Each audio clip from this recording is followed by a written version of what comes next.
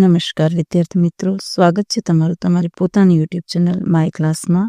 આજે આપણે ભણીશું ધોરણ 7 વિષય હિન્દી લેખન વિકાસમાં पत्र 2 मोबाइल से लाभ हानि दर्शावता हुआ पत्र अपने मित्र को लिखिए। चलो विद्यार्थी मित्र, एड्रेस लखो तमे जमालवाड़ी लाखापीनी दरगाह के पास जूनागढ़ 362001। तारीख नाखो तमे जे तारीख लखता हो अने पछी तमारा प्रिय मित्रनुं नाम लखो।